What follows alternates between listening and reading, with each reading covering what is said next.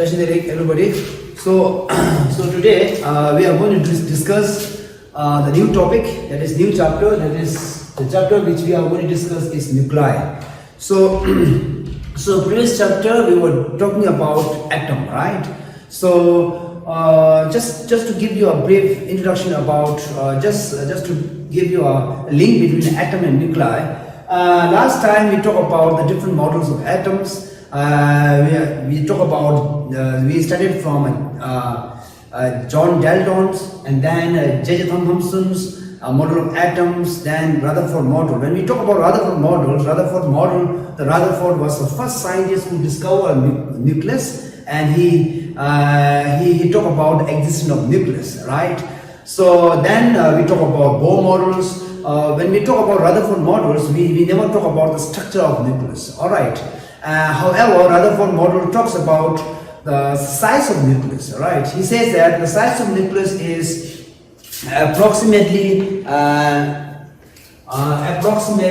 10,000 to 100,000 times smaller than atom, right? So that means the size of nucleus is extremely very small, and he used the alpha scattering experiment to determine to estimate the size of nucleus. All right, and then now you know we knew about the existence of nucleus. Then, however, we never knew about the composition of nucleus. All right, so earlier when we talk about John Dalton, he never knew about the composition of atoms, right? So likewise, now we were discussing about composition of nucleus. All right. So during Rutherford times, people knew that the nucleus consists of a positive charge. Why? Because atom is electrically neutral, right? So therefore, number of positive charge in a nucleus must be equal to the number of electron that is going around nucleus. All right. So now in this chapter, what we are trying to understand is the composition of nucleus, and then we would like to see what force or what energy binds the nucleon. Nucleon is the member of constituents of a nucleus, right? What force or what energy binds the nucleon in a nucleus, right? And what is the difference between the electrostatic force, the force that we see around, and the force that exists inside nucleus. All right, and then we would like to talk about the aspect of reaction, that is nuclear reactions. When we talk about atoms, we talk about chemical reactions, the electron sharings. Let's talk about chemical reactions. Now here in this stage, the changes taking place inside nucleus bring what we call as nuclear reaction. So we will talk about nuclear reaction in this chapter. The radioactivity is a natural radioactive nuclear reaction that has been deleted these times, and then we talk about the nuclear energy, right? So these days we talk about different nuclear energy, nuclear fusions. So in this chapter we will be doing all this. All right. So now to start with, we would like to talk about the composition of nucleus. So let's start. The atomic masses of composition of nucleus. So when we talk about nucleus is extremely very small. So the atom is extremely very small. All right. So therefore, the mass unit, right? The SI mass unit, right? The mass unit that we use normal in a day-to-day life is not become a very big for the tiny mass, that is subatomic mass. So therefore, we use what we call as a new unit of mass. All right, we use a new unit of mass for measuring a mass of subatomic particles. All right. So for that, what we are going to do is we are going to find out new unit of mass. So what we are going to do here is, let's say we shall find out the mass of carbon atom, right? Carbon consists of 6 proton and 6 neutron. So far we never talk about neutron, right? So the carbon-12 has a mass of this much, right? So using a mass spectroscopy, we found that carbon-12 has mass 1.992647 into 10 26 kg. All right. So now we are going to use the carbon-12 as a reference mass. All right. So now we define a new atomic mass unit, that is atomic mass unit U is defined as a 1/12 mass of carbon 12, right? 1/12 mass of carbon 12, right? So we are going to take a mass of carbon as a reference mass, and I'm going to divide this by 12, and that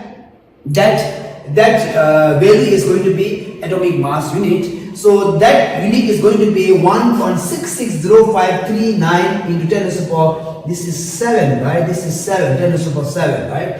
1 U is equal to 1. This is what we call as atomic mass unit, and this is the unit for measuring subatomic mass, subatomic particle mass. So this is what we have, and maybe you might have learned this thing in a chemistry, and why we choose a carbon 12 and all. Right, carbon 12 is much more stable, and many more reasons are there. Right, I'm not going to discuss. So now let's talk about how to take. Right, we know that each element has a different isotope. Right, some element having a 3 isotope, 2 isotope, 4 isotopes. Right, and how to take a mass? How to take a mass? When we see our periodic table, we see only one mass, and how to take that mass, right? So this is what we are going to do. This is normally average mass of all isotopes, and how to find out average mass of all isotopes is here, right? So normally we say that when we look at the periodic table, the atomic mass of chlorine atom is this, all right, 35.46 U, right? And now we say that chlorine has 2 isotopes, right? Isotope that is the 34, having a mass 34.98 U, and another one is 36.98 U. These are the 2 isotopes of chlorine, right? Now, however, when we talk about isotopes, the amount of the availability of each isotope differ from another isotopes, right? It is not that all the isotopes, the amount of availability of every isotopes won't be equal, right? As far as chlorine is concerned, then the relative abundance means the relative availability of that particular isotopes, right? In nature, I'm talking about, right? The relative abundance of the isotope 34 is going to be 75.4%, and the relative availability, that is relative abundance of isotope 36 is going to be 24.6%. Now we are going to find out average. How to find out average is simple, right? So average mass of chlorine is going to be 34.98 multiplied by 75.4 plus 36.98 multiplied by 24.6 and then divided by 100, and that is what we call as average mass. This is what we call as average mass. This is what we call as average mass, and average mass comes around 35.4. This is how we determine average mass. This is how we determine average mass of atom, right? This is how we determine average mass of an atom. And let's see a few more examples. The average mass of chlorine atom is equal to average of a mass of 2 isotopes. That's the word. At the average of a mass of 2 isotopes. Now, in case of hydrogens, we have 3 different isotopes. The hydrogen exists in 3 isotopes. One is simple hydrogens, that is equal to H11. This is the deuteriums. H12. This is deuteriums. This is H13, right? So their masses are respectively, right? 1.0078, 2.0141 U, 3.016. And then, however, the relative in natures, 99.985% is simple hydrogens, right? Simple hydrogens, normally 99.985 hydrogens are in a form of simple hydrogens. So therefore, the mass of a hydrogen atom is going to be almost mass of simple hydrogens. All right. So simple hydrogen having only 1 protons. simple hydrogen having only one proton and electron going around nucleus, right? And then the proton, look at here, the mass of proton is 1.00724, and that is equal to this much, and mass of electron is this much. All right. So therefore, when I remove this is the mass of, when I remove this from mass of hydrogen atoms, you are going to get this. So why? Because hydrogen nucleus, that means we are going to exclude mass of electrons. All right. So hydrogen 2 is a deuterium and hydrogen 3 is a tritium. So this is how we determine, right? And we have so many different isotopes. That isotope of uranium-235 exists in 99%, and then uranium-238 is 99%, uranium-235 is 0.3%, like that. Then when you look at the periodic table, the atomic mass of uranium-230, uranium is something like 230 something, right? So that is the reason, right? All right.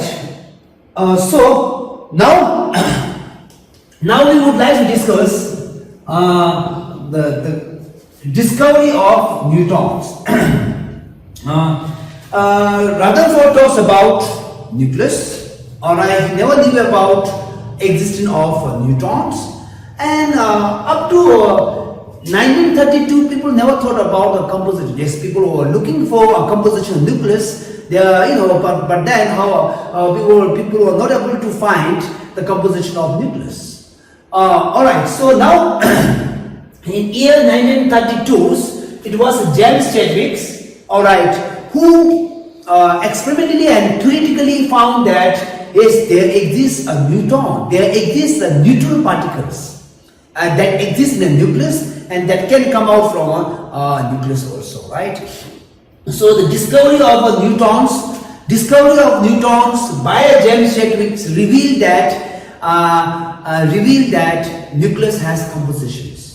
Nucleus has composition. That is, nucleus consists of proton and neutron, and then later the proton, neutron. Then we talk about quarks. These all are much higher understanding about nucleus, right? So far we talk about existence of neutron and obviously proton inside nucleus. So the composition of nucleus is neutron and a proton, right? And we would like to discuss the discovery of neutrons, not very deep into it, just for surface.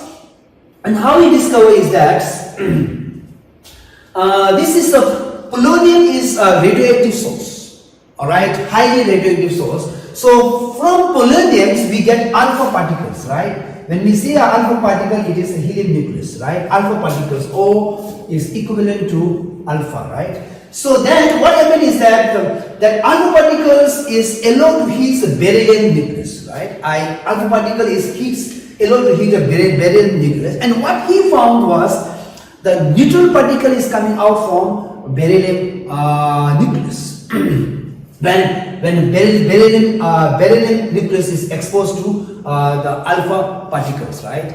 And then now he studied that neutron, right? That neutral particle, that is N is a neutral particles. At that time, people never discovered a neutron, so it is just a neutral particle. And in year 1930 around, it is the neutral particle that we knew about is only a photons. It's only a photon. For photon is a neutral particle, has no charge, right? So the people were discussing, right, whether it is a neutron or whether it is a photon or some other neutral particles, right? And then what happened is that, and then they allow neutron, that neutral particle to hit protein, right? Protein rich or proton rich material, right? That is a paraffins, right? And then what happened is that from that we got a proton coming out. From that we got a proton coming out, right? So when that neutron particle is allowed to hit paraffins, we got proton coming out, and then the amount of protons can be counted using a Geiger counter. So that is how they did it.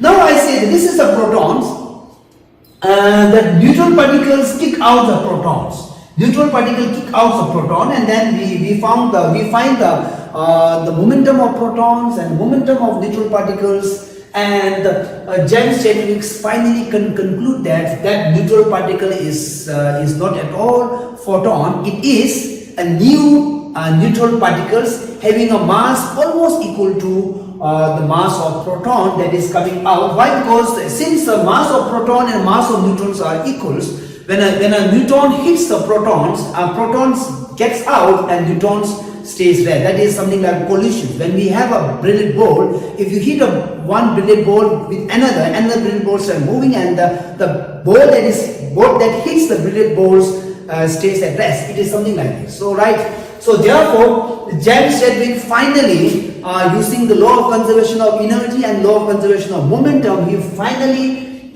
conclude that the neutral particle is a new elementary particle, and that is termed as neutron, having no charge, and mass is almost equal to mass of proton. So therefore this is the final conclusion. The mass of neutron is almost equal to mass of proton, that is equal to 1.00866 U, that is almost equal to 1.6749 into 10 to the minus 27 kg. And however, the difference is that free neutrons are normally unstable. The neutron inside nucleus are very stable, right? But then the free neutrons are unstable, and the mean life of free neutrons are 1000 seconds. That is the mean life. Why? Because neutrons undergo a decay, and that you are going to learn in a radioactive decay, right? So this is the final conclusion, and then afterwards, now people came to know about the composition of nucleus. So Z is an atomic number, and that is equal to number of protons. And then N is the neutron number, that is equal to number of neutron, and A is the mass number, that is equal to proton number plus neutron number. That is what we talk about the composition of. Whenever we write, let's say some elements, element X, this is number of protons, this is number of neutron plus protons. So this is how we represent, like carbon, right? Carbon proton number is 6, and proton plus neutron is 12. So this is how we represent. This is how we represent. And then people came to know about the different isotopes. Alright, then people came to know about isotopes. Yes, there exists an isotope, and the existence of isotope is all because of the different number of neutrons, right? The particular elements can have a different number, and that different number leads to the different isotope, like carbon 14, right? I have a carbon 12s and carbon 14s. It's all because of differ in the number of neutron numbers. Alright, so this is what we have. Now let's talk about the size of nucleus. Alright, now we somehow came to know about the rough idea about composition of nucleus. Now we shall talk about size of nucleus. The size of nucleus was first estimated by Rutherford using his experiment, that is Rutherford scattering experiment, right? So Rutherford, we know that Rutherford used alpha particles of energy 5.5 mega electron volt. Alright, when he used 5.5 mega electron volts, the distance of a closest approach would be equal to 4.0 into 10 to the minus 14 meters. Alright, so that's good about this. And then when we talk about Rutherford models talks about the existence of only electrostatic force of repulsion between alpha particle and nucleus. So there exists a force of repulsion between alpha particle, and then there can be different parts of alpha particle. Now, the different parts of alpha particle is all because of the electrostatic force of repulsion between nucleus and alpha particles. All right. So this is what. So Rutherford having a alpha particle of energy, this much energy, could reach up to only this much. Now the question is that if we use the higher energy alpha particle, or if we use the higher energy electrons, all right, then can the Rutherford model could able to explain the path of that particle, so that scatterings? So this is the big question marks, right? So when we use energy much higher than, all right, then what we came to know is the entire, the path of alpha particle is going to change. Why? Because if we could reach much closer to the nucleus, all right, there exists another force, all right. Yes, there is a force of repulsion between the electron, alpha particles, or whatever particle that you are passing, you are sending with nucleus. There also exists some other force, that is what we call as nuclear force. All right. So therefore, when they did experiment, they used fast moving electrons. When they move a very high energetic movement of electrons and allow it to pass through a nucleus, and they found very different path which was not able to explain by Rutherford. All right. So using all these experiments, the scientists found that the radius of nucleus is given by this expression. This is the radius of nucleus. They found that the radius of nucleus is equal to R naught A. So therefore this tells you the variation of radius of a nucleus with atomic mass numbers. So as we increase the atomic mass number, the radius of a nucleus also changes, right? So that means this is R is proportional to A 1 by 3. This is what we have. R naught is a constant. R naught is a constant, and R naught is a constant that is equal to a radius when atomic mass number is 1. That is for simple hydrogen, right? And the value of R naught. Value of R naught is equal to value of R naught is equal to 1.2 into 10 raised to the power minus 15 M. This is the value of R naught. This is the value of R naught. This is the value of R naught. All right. So now, this tells us. So this equation tells us. This equation tells us the variation of a nucleus. All right. This equation tells us how the size of nucleus changes with atomic mass number. Why? This is so obvious, right? If I have more composition of a nucleus, the size is going to increase. All right. So this is what we have. Now, since the radius is proportional to A 1 by 3, considering that the size of nucleus is almost a sphere, then the volume of nucleus would be equal to, volume of nucleus is equal to 4 by 3 pi R cube. And if I use the value of R cubes, R, then this is going to be pi R naught cube divided by A. This is the volume of a nucleus, any nucleus having atomic mass number A. Now what about density of nucleus? What about density of nucleus? If I say nucleus inside nucleus things are tightly packed, means density obviously is going to be very high. So therefore density is going to be density is going to be mass number divided by volumes divided by volume. This is the density, right? So this is what we have, a density, and then this is cancel out. All right, and then density comes around 3 by 4 pi A R cube, right? So this is what we have for density of a nucleus. So that means the density of nucleus comes around this much. This is the density of nucleus. This is what we call a density of nucleus. So density of nucleus is equal to 2.13 into 10 and 10 raised to the power 17 kg per meter. This is density is extremely very high.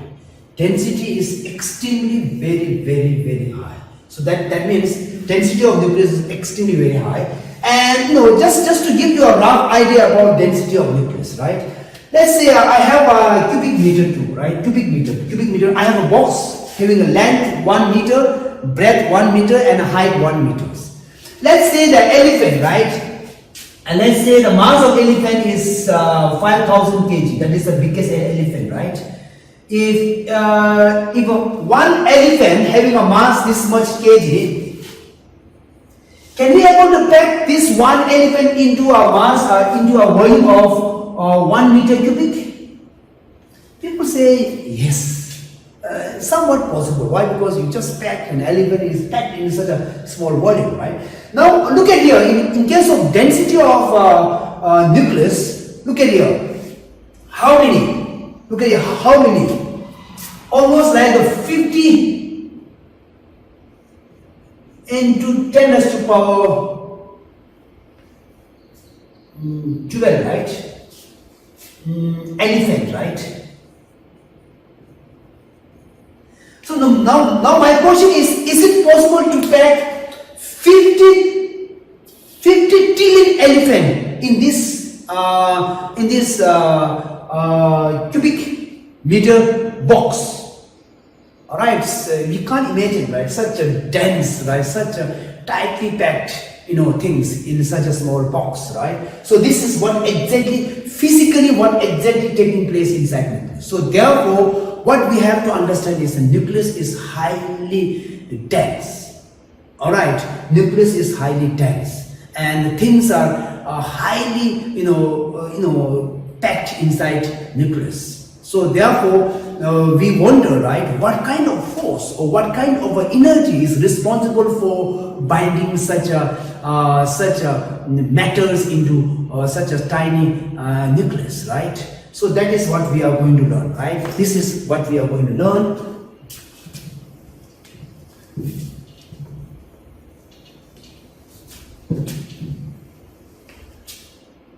And this is what we call as mass energy equivalent relation, right? So this concept was first studied by Einstein in year 1905, and 1905 is a very important year. Why? Because during that year Einstein put forward 3 important papers, and that entirely changed physics, right?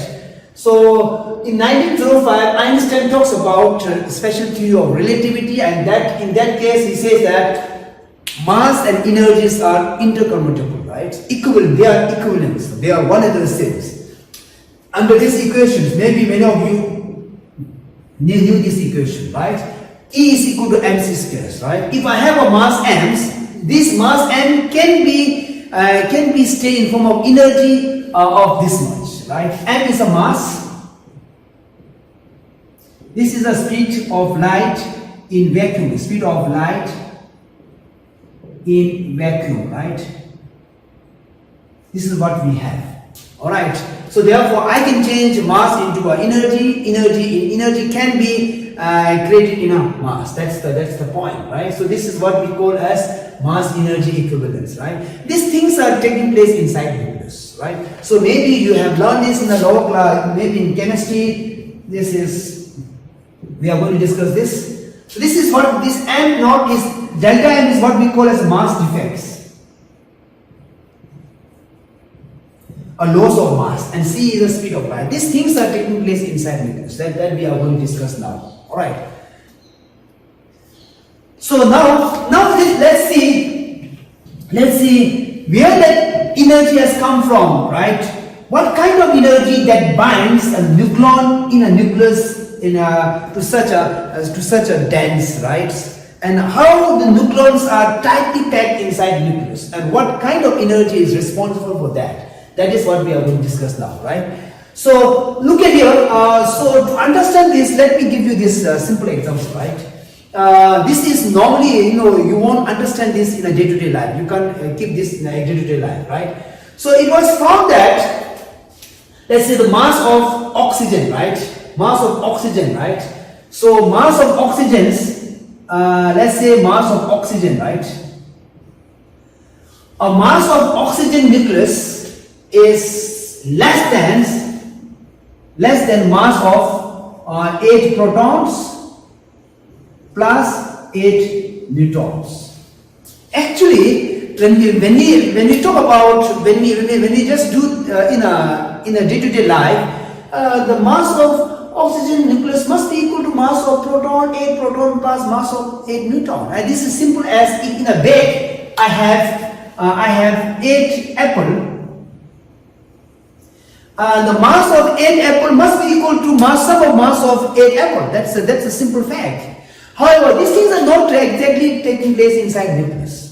Inside nucleus, the mass of oxygen nucleus is less than mass of 8 proton plus mass of 8 neutrons. That's individual mass of it. Alright, so this is what we have. So giving you this, mass of 8 neutron is equal to 8 multiplied by 1.00866 U. Mass of 8 proton is this much, and mass of 8 electron is this. So therefore, expected mass of, this is the expected mass of oxygen nucleus. Alright, this is expected mass of oxygen nucleus. Now, however, when we use a mass spectroscopy and find out the mass of oxygen atoms, the mass of oxygen atom is found to be this much. Alright, and then we have to exclude oxygen, the electrons, right? When we exclude the electrons, mass is found to be this much, which is not equal to mass of this.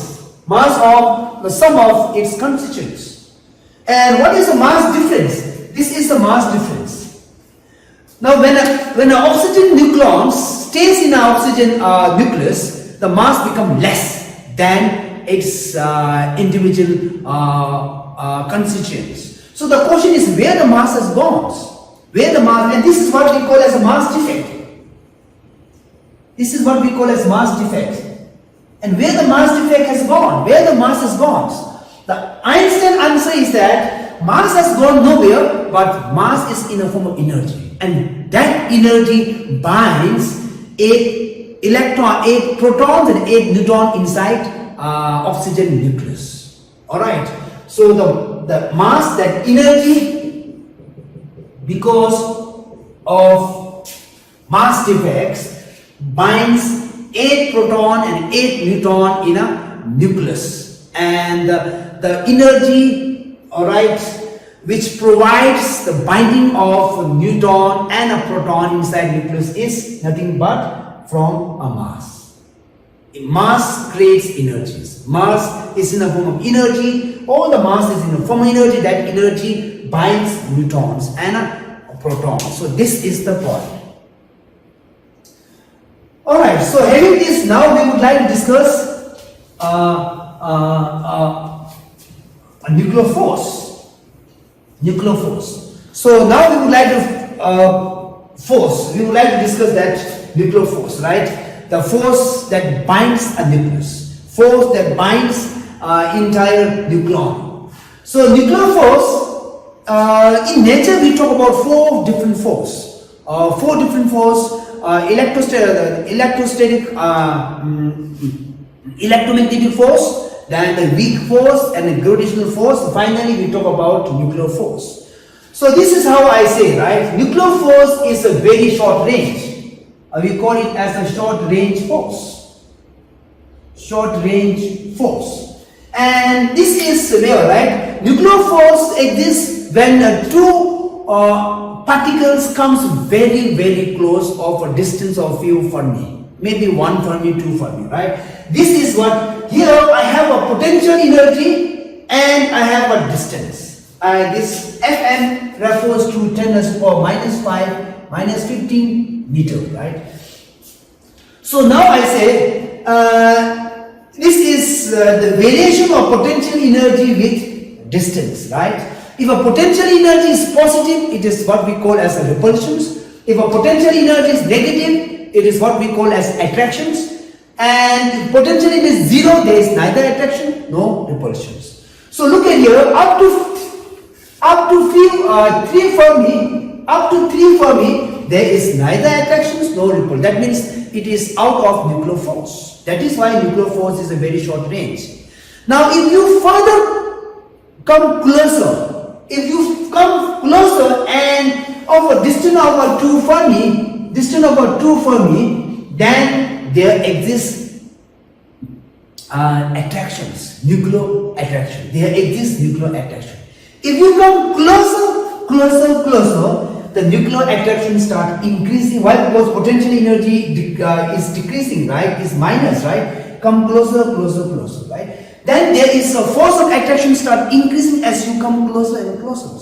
So maybe we might thought that yes, then nucleus may collapse. Why? Because it keeps on attracting, means after some time it may collapse to dimensionless. All right. However, it is not exactly. However, it is not taking like that. Why? Because when it comes closer and closer, attraction becomes increasing, and attraction reach maximum, that is at normally say 8 Fermi, right? That is R naught.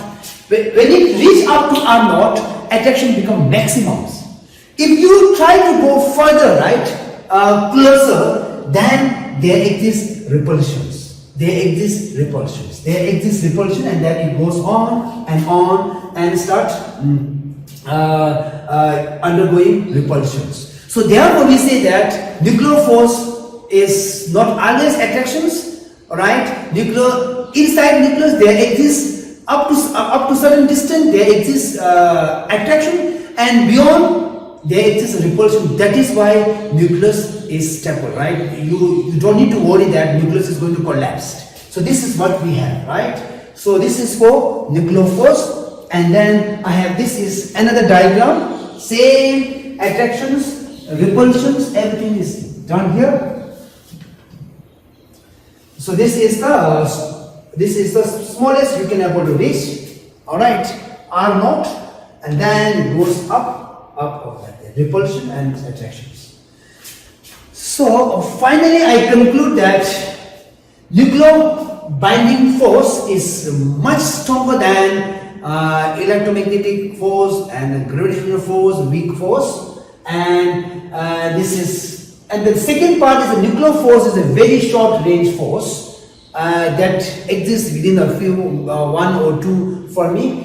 And when we talk about nuclear force doesn't see whether it is a proton or neutron. Nuclear force is there exists nuclear force irrespective of proton or neutron, right? So therefore, nuclear force between a neutron, proton, and proton is approximately same, and nuclear force does not depend on electric charge.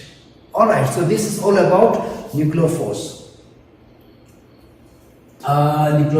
Thank you.